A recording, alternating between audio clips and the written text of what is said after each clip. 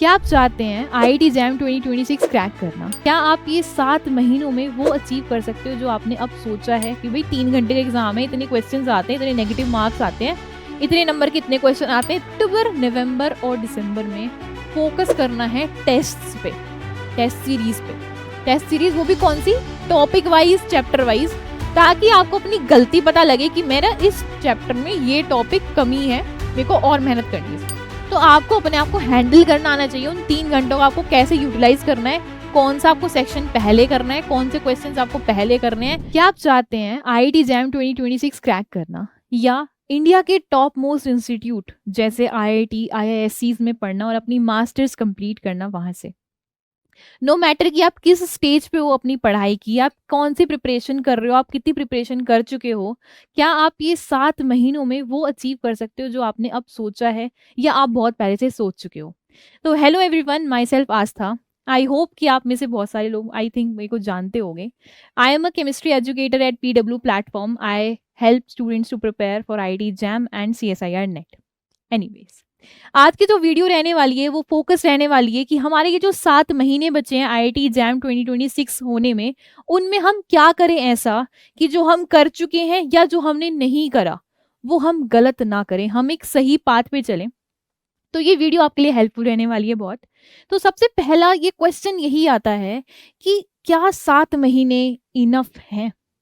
जो अगर हम अब प्रिपेयर करना शुरू करें या फिर अगर हमने जो कर लिया है उसको हम कर पाएंगे? अगर हम मिडल में हैं, कहाँ पे हैं हम? देखो, कहीं पे भी हैं, किसी भी स्टेज पे हैं, हो सकता है हम बिल्कुल स्टार्टिंग पे हो। कुछ बच्चे ऐसे होंगे जिन्होंने अब सोचा है कि अब मुझे मास्टर्स करनी है और आईआईटी से ही करनी है, तो उसके लिए उन्होंने अब सोचना स्टार्ट करा है कि अब मेरे को आईआईटी जैम की प्रिपरेशन करनी है।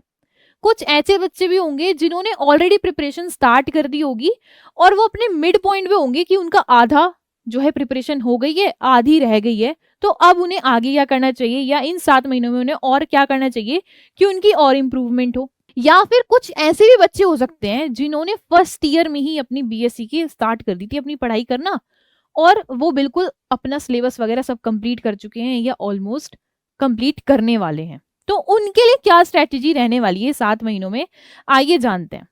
मैंने जो मेनली कैटेगराइज करा है 3 तरीके के बच्चों को मैंने फोकस करते हुए ये जो है चीज बनाई है, मतलब आपके लिए हेल्पफुल रहने वाली है। इसमें सबसे पहले है, एक तो बिगिनर्स हो सकते हैं, कुछ वो बच्चे जिन्होंने मतलब पहले कुछ और सोचा था कि मैं अपने ग्रेजुएशन के बाद अपना कुछ मतलब जैसे कि किसी प्रोफेशन में जाना चाहता हूँ या किसी एग्जाम की, गवर्नमेंट एग्जाम की तैयारी करना चाहता हूँ, बट उनका अब माइंड चेंज हो गया है। या फिर कुछ ऐसे ही बच्चे होंगे जिनको अब पता चला है कि अच्छा ऐसा भी कोई एग्जाम होता है जिसके थ्रू हम आईआईटीज में जा सकते हैं आफ्टर ग्रेजुएशन। हो सकता है, बहुत सारे ऐसे भी होते हैं बच्चे। दूसरे तरीके के बच्चे वो इंटरमीडिएट हैं जिन्होंने पहले अपनी प्रिपरेशन स्टार्ट कर दी है और वो इन बिटवीन है, जैसे मैंने आपको पहले ही बताया। और कुछ बच्चे ऐसे होंगे जो ऑलरेडी बहुत कुछ कर चुके हैं, ऑलमोस्ट उनका सिलेबस कंप्लीट होने वाला है या हो चुका है। मान के चलो कि आप उनका 15-20 दिन में, अगर मैं मान लूँ मुश्किल 1 महीने में कंप्लीट हो जाएगा, ऐसे मान के चलते हैं। मैंने प्रॉपर स्ट्रेटेजी बताई है। अगर मैं स्टार्टिंग में लूँ उन बच्चों को जिनकी अभी जस्ट प्रिपरेशन स्टार्ट करनी है, जिन्हें, तो उनको क्या करना है इन 6 महीनों में, आइए जानते हैं। देखो, आप बिगिनर हो, है ना, आपके पास 7 मंथ्स हैं। दरअसल क्या होता है, हमारा जो आईआईटी जैम का एग्जाम होता है usually generally 2nd week of फरवरी में हो जाता है। तो हम ऐसा मान के चलते हैं कि हमारे पास जुलाई से जनवरी तक का टाइम है। उसमें हमें क्या करना है कि हमारा एग्जाम बढ़िया क्रैक हो, अच्छी रैंक से क्रैक हो और हमें एक टॉप मोस्ट आईआईटी मिले अपने मास्टर्स के लिए। तो आप सभी को ध्यान रखना है कि ये जो 6 महीने, आई एम सॉरी, जो बिगिनर्स हैं उनके लिए 6 महीनों में आपका एक सेमेस्टर एग्जाम आएगा इसके बीच में। तो अपनी आपको प्रिपरेशन सबसे पहले जो स्टार्ट करनी है वो तो एग्जाम को ओरिएंट करते हुए चलनी है। इसका मतलब आपको जुलाई स्टार्टिंग तक, मतलब अगर मैं मान लूँ जुलाई स्टार्टिंग तक आपको सिलेबस डाउनलोड कर लेना है आईआईटी जैम का। चाहे वो बिगिनर हो, चाहे इंटरमीडिएट हो, चाहे एडवांस हो, आपके पास एक हार्ड कॉपी होनी चाहिए सिलेबस की, डेफिनेटली। ठीक है। उसके बाद आपको देखना है एग्जाम किस तरीके का होता है। कि भाई 3 घंटे का एग्जाम है, इतने क्वेश्चंस आते हैं, इतने नेगेटिव मार्क्स आते हैं, इतने नंबर के इतने क्वेश्चन आते हैं, इतने नंबर के इतने क्वेश्चन आते हैं, नेगेटिव मार्किंग इतनी होती है, हमें किस तरीके से अटेम्प्ट करना है, इतने एमएसक्यू आते हैं, इतने एनईटी आते हैं। इस तरीके से आपको कुछ बेसिक नॉलेज पता करनी है जुलाई स्टार्टिंग तक बिल्कुल, कि एग्जाम किस तरीके से कंडक्ट होता है। फिर दूसरी चीज, जैसे मैंने बताया कि इन 6 महीनों में आपका एक सेमेस्टर एग्जाम आने वाला है, तो आपको अपनी प्रिपरेशन ना उसके अकॉर्डिंग करनी है कि भाई आप स्टार्टिंग ही या तो उस टॉपिक से कर लो जो आपके सेमेस्टर एग्जाम में आने वाले हैं। पहला तो ये स्ट्रेटेजी है कि आप फर्स्ट मंथ में वो टॉपिक्स कर लो, टॉपिक्स इन सेमेस्टर एग्जाम। दरअसल क्या होता है, इंडिया की जो भी यूनिवर्सिटीज हैं, हो सकता है आप ड्यू में हो सकता है किसी और यूनिवर्सिटी में हो, जनरली जो हमारा सेमेस्टर एग्जाम का सिलेबस होता है वो थोड़ा थोड़ा आईआईटी जैम से मिलता ही मिलता है। तो आपको पहले फोकस कर लो आप कि आप जो अपना एक सेमेस्टर एग्जाम का एक जो भी टॉपिक्स जितने भी सेमेस्टर एग्जाम में आने हैं वो मैं फर्स्ट मंथ में निपटा लेता हूँ या निपटा लेती हूँ। ठीक है, आपका उससे आईआईटी की भी प्रिपरेशन हो गई है, आपका सेमेस्टर एग्जाम भी प्रिपेयर हो गया, आपको उसकी कोई टेंशन नहीं लेनी है आगे चल के। या फिर दूसरी स्ट्रेटजी क्या है कि आप ये जो चीज है, अगर आपका मान लो कि दिसंबर में आपका सेमेस्टर एग्जाम है, तो ये वाली चीज आप दिसंबर में कर सकते हो, डिपेंडिंग ऑन आपको क्या चीज सूट कर रही है वो आप कर सकते हो। ठीक है, दूसरी चीज आपको जो सेकंड मंथ में करने हैं, सेकंड और थर्ड मंथ में, मतलब कि अगस्त और सितंबर में, आपने ध्यान रखना है कि आप कोर टॉपिक्स पर स्टडी करो। कोर टॉपिक्स जैसे कि वो टॉपिक्स जो आपके ऑलरेडी स्ट्रॉन्ग हैं या फिर जिन्हें आप ऑलरेडी पढ़ के आए हो। जैसे कि मान लो आप बीएससी के कुछ टॉपिक्स पढ़ चुके हो ऑलरेडी अपने सेमेस्टर्स में, अपने कॉलेज में, या फिर जो आपकी इंटरमीडिएट के टॉपिक्स होते हैं, जैसे इलेक्ट्रोकेमिस्ट्री होता है, अपना थर्मोडायनेमिक्स भी होता है, काफी सारे इंटरमीडिएट के टॉपिक्स ही होते हैं, बस थोड़े से एडवांस लेवल के होते हैं। वो टॉपिक्स आप पूरी कोशिश करो अगस्त और सितंबर में 2 महीने में कंप्लीट करने का। मान के चलो, अगर मान लो सितंबर भी नहीं, अक्टूबर स्टार्टिंग तक आपको मानना है कि ये जो कोर टॉपिक्स है आप कंप्लीट कर लोगे। ठीक है, ये आपके कोर टॉपिक्स हो गए। फिर आपके कुछ नए टॉपिक्स आएंगे। नए टॉपिक्स जैसे कि आपका हो गया क्वांटम मैकेनिक्स, बिल्कुल नया ही रहता है, बहुत सारे बच्चों के लिए नया रहता है। हम ना तो ये इंटरमीडिएट में पढ़ते हैं और बीएससी में भी थोड़ा मतलब इतने लेवल का नहीं पढ़ पाते हैं जितना आईआईटी जैम में आता है। तो आपको जैसे क्वांटम हो गया, इसके अलावा काइनेटिक्स में कुछ एक्स्ट्रा टॉपिक्स आते हैं जो आईआईटी जैम में आते हैं, हमारे इंटरमीडिएट में नहीं होते हैं इतने। इसके अलावा आपका होता है जैसे ऑर्गेनिक स्पेक्ट्रोस्कोपी। जो आपके नए नए टॉपिक्स हैं वो आपको कोशिश करनी है पूरी की अक्टूबर, नवंबर और दिसंबर एंड तक आपको जो न्यू टॉपिक्स हैं वो सारे आपको कंप्लीट करके चलने हैं।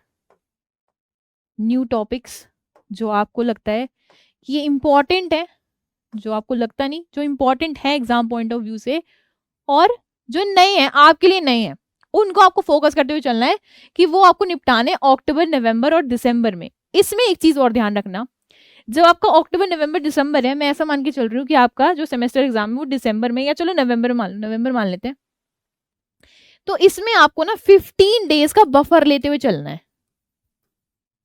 15 डेज बफर, वो क्यों?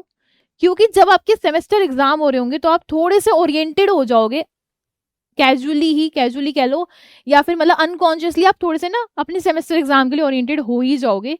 तो आप 15 डेज का बफर मान के चलना है कि 15 दिन तो मेरे को थोड़ा सा उसको ही टाइम देना है, तो मतलब वो 15 दिन आप हटा के चलना। उसके अलावा आपको जो न्यू टॉपिक्स है ना वो कंप्लीट करने हैं मैक्स टू मैक्स दिसंबर एंड।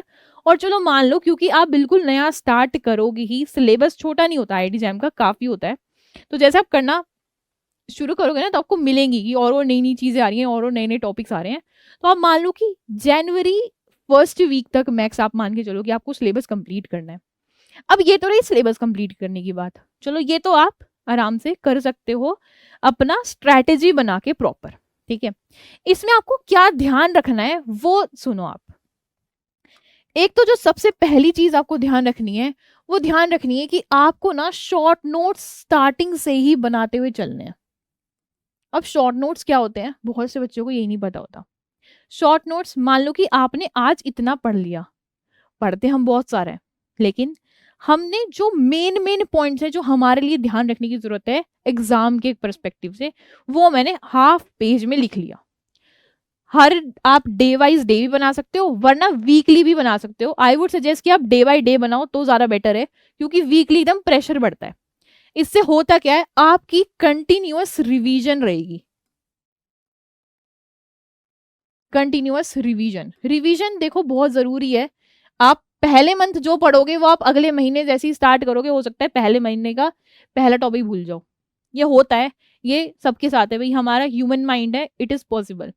तो ये जो शॉर्ट नोट्स है ये आपको क्विक रिवीजन करने में हेल्प करेंगे। ठीक है, जो सबसे इंपॉर्टेंट पॉइंट है इसमें वो ये है कि आपको अपनी स्ट्रेटेजी, अपनी प्रिपरेशन में PYQs का बहुत ज्यादा इंपॉर्टेंस रखना है।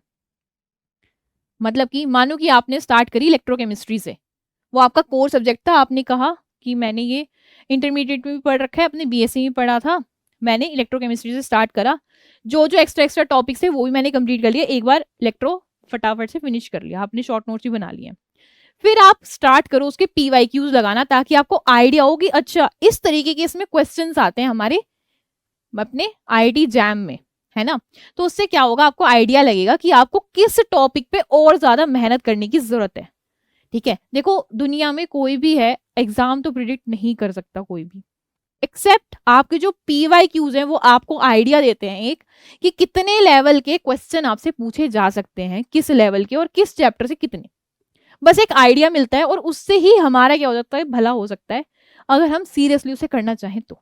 ठीक है, आपको इन 3 चीजों पे फोकस करना ही है, और अपना जो मेन टारगेट रखना है, फोर्थ, मैं यहां लिखूंगी दिसंबर में, फोर्थ है कि आपको दिसंबर एंड तक, दिसंबर एंड नहीं तो क्योंकि आप बिल्कुल अभी स्टार्ट करोगे जुलाई में, तो आप जनवरी फर्स्ट वीक तक, मैक्स टू मैक्स जनवरी फर्स्ट वीक तक आप बिल्कुल डेडलाइन मान के चलो कि इतना मुझे कर लेना है, अपना सिलेबस जनवरी फर्स्ट वीक तक कंप्लीट हो जाए, दिसंबर एंड तक सिलेबस कंप्लीट हो जाना चाहिए।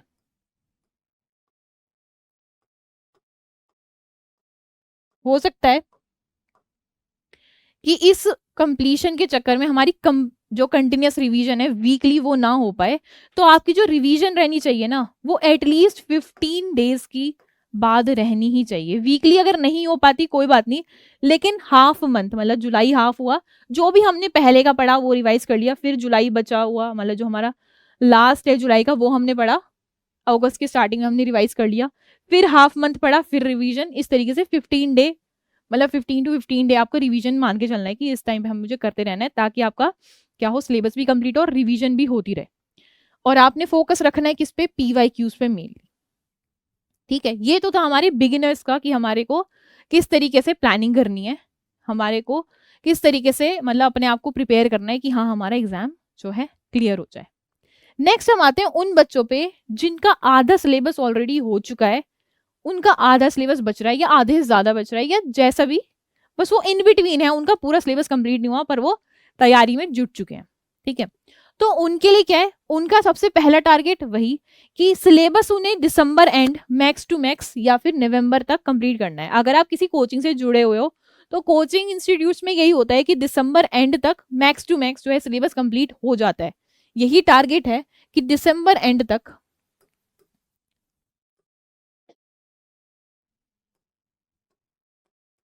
Syllabus complete.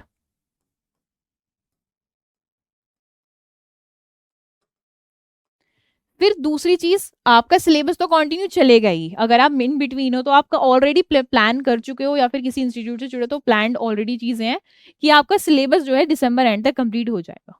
ठीक है, आपको किसी से फोकस करना है, आपको फोकस करना होगा रिवीजन पे, क्योंकि ऑलरेडी आप इन बिटवीन हो। ठीक है, हो सकता है आपने कुछ चीजें 6 महीने पहले पढ़ी हो सकता है आपने 8 महीने पहले पढ़ी हो, तो आपको उन चीजों को दोबारा से क्या करना है, रीगेन करना है, मतलब कि आपको भूलना नहीं है, क्योंकि हमें एट द एंड एग्जाम जाके करना है ना। तो आपको फोकस करना होगा रिवीजन पे, और रिवीजन में ही आपको किस पे फोकस करना है, शॉर्ट नोट्स प्रिपरेशन पे।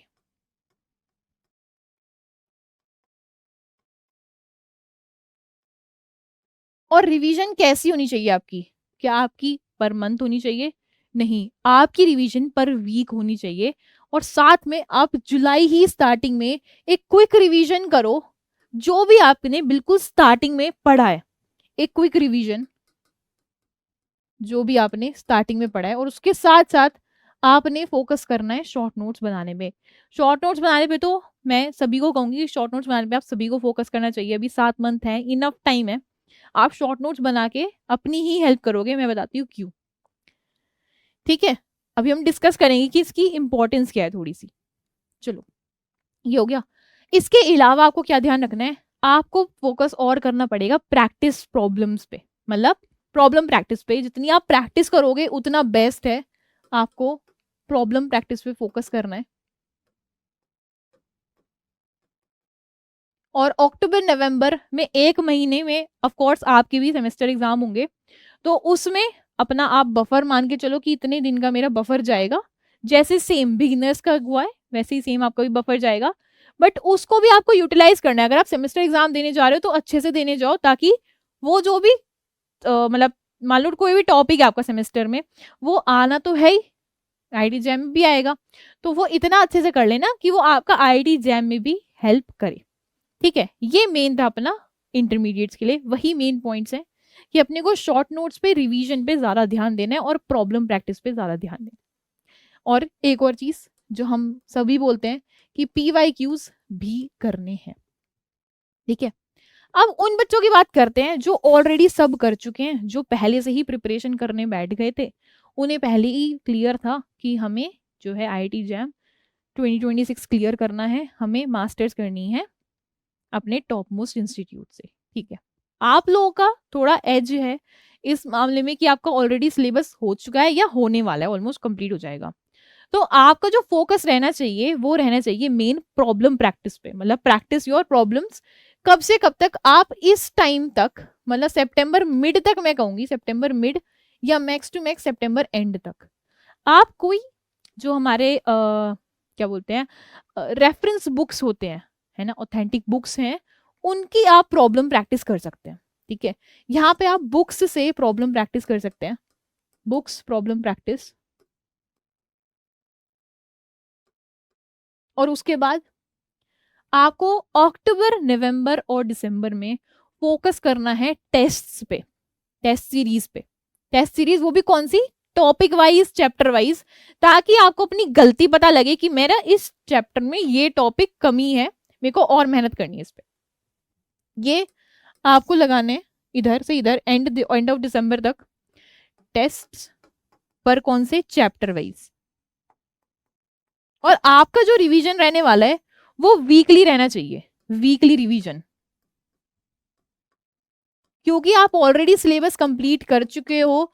तो आप ऑलरेडी क्या है, हो सकता है कि आप जो बहुत पहले पढ़ रखी चीजें वो आप भूल चुके हो, ऐसा पॉसिबिलिटी है। तो आपको फोकस करना है वीकली रिवीजन पे और टेस्ट क्वेश्चन प्रैक्टिस पे। रेफरेंस बुक्स, ऑथेंटिक बुक्स की आप प्रॉब्लम प्रैक्टिस करो। मैक्स टू मैक्स आप सितंबर ले लो, अगर आपको नहीं समझ में आ रहा तो आप अक्टूबर तक कर, सॉरी अगस्त तक कर सकते हो, इससे ज्यादा एक्सटेंड मत करना। सितंबर में बुक्स के अलावा फिर आप टेस्ट सीरीज स्टार्ट करना, टेस्ट देना, टॉपिक वाइज टेस्ट देना स्टार्ट करना। फिर अब आते हैं कुछ महीने जैसे जनवरी और फरवरी, है ना, उसका तो मैंने आपको बताया नहीं है कि ना मैंने बिगिनर का बताया, ना इंटरमीडिएट का, और ना ही मैंने एडवांस का बताया कि उन्हें क्या करना है जनवरी फरवरी में। तो आप ध्यान रखना, आप सभी को फोकस करना है कि मेरा दिसंबर एंड मैक्स टू मैक्स जैन के फर्स्ट वीक तक मेरा सिलेबस कंप्लीट हो जाए, है ना। जनवरी में आप करोगे टेस्ट सीरीज, वो भी कौन सी, फुल लेंथ टेस्ट सीरीज, वो भी फुल लेंथ। और सिर्फ टेस्ट सीरीज नहीं करनी है आपको, आपको टेस्ट देते देते साथ साथ उसका एनालिसिस भी करना है, एनालिसिस ऑफ टेस्ट। ये सबसे ज्यादा इंपॉर्टेंट है, जो कि बहुत से बच्चे स्किप करते हैं। वो टेस्ट देते हैं, उन्हें देखा इन्होंने इतने नंबर आए हैं, ठीक है, और अपना आगे पढ़ने स्टार्ट कर देते हैं, पर वो एनालाइज नहीं करते कि उन्होंने कहाँ गड़बड़ करी है, क्या गलती करी है, कहाँ कंसेप्ट में वीकनेस है। उस पर फोकस करना है इस जनवरी मंथ में। इसमें आपको और क्या फोकस करना है, ये फोकस करना है कि आप वो 3 घंटे सेम प्रेशर के साथ ले पा रहे हो या नहीं। क्योंकि जब आप एग्जाम हॉल में बैठोगे ना, सही में इतना ज्यादा प्रेशर होता है कि आपको सही आता था क्वेश्चन, आसान आता था क्वेश्चन, आप गलत करके बैठ जाते हो। तो इसमें भी आप क्या लगाओ, इजी, मॉडरेट आप इजी, मीडियम और हार्ड लेवल के टेस्ट लगाओ, ताकि आपको आइडिया हो जाए कि मान लो आपने प्रिपरेशन करी है इतने लेवल की, भाई इतने लेवल की मैंने प्रिपरेशन कर ली, पर आईटी जैम का एग्जाम आ गया इस लेवल का, तो आप तो डगमगा जाओगे। या फिर अगर आपने इस लेवल की प्रिपरेशन करी है और जैम का पेपर आ गया इस लेवल का, तब भी आप परेशान हो जाओगे। तो आपको अपने आप को हैंडल करना आना चाहिए। उन 3 घंटों को आपको कैसे यूटिलाइज करना है, कौन सा आपको सेक्शन पहले करना है, कौन से क्वेश्चंस आपको पहले करने हैं, कि भाई जो आता है वही पहले करना है। उस तरीके से आपको अपने आप को ना बिल्कुल एकदम वो सिमुलेशन रखनी है आपको अपने मिड फेब के डे की, मिड फेब एग्जाम डेट जो है ना, इसकी बिल्कुल सिमुलेशन क्रिएट करनी है जनवरी में। जो भी चीजें हैं एनालिसिस करके आपको उनको और स्ट्रॉन्ग करना है। और फरवरी फर्स्ट वीक में क्या करोगे, first week of Feb, first week of Feb, इसमें आपको वापस से वही पुरानी चीजें रिवाइज करनी है। अपने जो टेस्ट से कुछ हो सकता है नई नई चीजें सीखने को मिलेंगी आपको, वही चीजें आपको दोबारा से इनकलकेट करने अपने माइंड में, ठीक है। जो आपको ओल्ड है ओल्ड रिवीजन करना है। और यहां पे मैं एक चीज क्लियर कट बोलना चाहती हूँ कि आप दिसंबर एंड तक, चलो फर्स्ट वीक ऑफ जनवरी आप मान के चलो, फर्स्ट वीक ऑफ जनवरी के बाद कोई भी नई चीज स्टार्ट नहीं करोगे पढ़ना। आपने जितना पढ़ना है वो दिसंबर एंड तक पढ़ना है, चाहे वो एडवांस हो, चाहे इंटरमीडिएट, या चाहे आप बिगिनर हो। इसके अलावा एक्सेप्ट फॉर टेस्ट सीरीज, आपने देखा कि अरे ये तो नए तरीके का क्वेश्चन है, इससे मुझे ये चीज सीखने को मिल रही है, ठीक है, वो आपने अपने नोट्स में जोड़ लिया उसी टाइम, और वो आपने इस टाइम पे रिवाइज कर लिया, ये साथ साथ तो रिवाइज आप करोगे ही। इसके अलावा आपको कोई भी नई चीज नहीं या पढ़नी है, ना ही आपको सीखने की जरूरत है। आपको बिल्कुल कॉम्प्लेक्स फील करना नहीं है कि अरे इसने तो ये भी चीज कर ली, नहीं। आपको जो भी करना है वो आपको दिसंबर तक, और दिसंबर तक ही करना है, दिसंबर एंड तक ही आपको जो है अपना सिलेबस कंप्लीट कर लेना है। और इतना कर लेना है कि आपको दोबारा नई चीज पढ़ने की जरूरत ना पड़े, ठीक है। कोई नई नई चीज नहीं पढ़नी, बिल्कुल एक ये स्टार मार्क करना, no new thing, no new topic to be revised, no new topic to learn. कुछ भी नया टॉपिक नहीं उठाना है आपको जनवरी में, ठीक है। अब एक क्वेश्चन आ सकता है कि क्या हम टेस्ट सीरीज ज्वाइन करें, क्या वो जरूरी है। तो देखो, मैं ऑनेस्टली रिव्यू दूंगी कि टेस्ट सीरीज ज्वाइन करने से एक इम्प्रूवमेंट होती है। देखो टेस्ट सीरीज में होता क्या है ना, एक तो आपसे सिमुलेशन, बिल्कुल जो आपका एनवायरनमेंट बना होता है ना फरवरी में एग्जाम में, वही 3 घंटे हैं एग्जाम, आपका कैलकुलेटर भी वही है। एक तो आईटी जैम में आप सब जानते हो कि कैलकुलेटर आप लेके नहीं जा सकते हो, वहीं पे आपको ऑन स्क्रीन कैलकुलेटर यूज करना होता है, और वो ऑन स्क्रीन कैलकुलेटर यूज करना भी एक मतलब टास्क है। वो यूज करना, आपको स्क्रीन से देख के क्वेश्चन सॉल्व करने, उसका आइडिया होना चाहिए, ठीक है। पहली चीज तो यही है टेस्ट सीरीज ज्वाइन करने का। फिर क्वेश्चन आता है कि भाई राइट टाइम क्या है टेस्ट सीरीज ज्वाइन करने का। टेस्ट सीरीज तो आप जैसे ही आपका सिलेबस कंप्लीट हो वैसे ही ज्वाइन कर लो, वो बेस्ट है।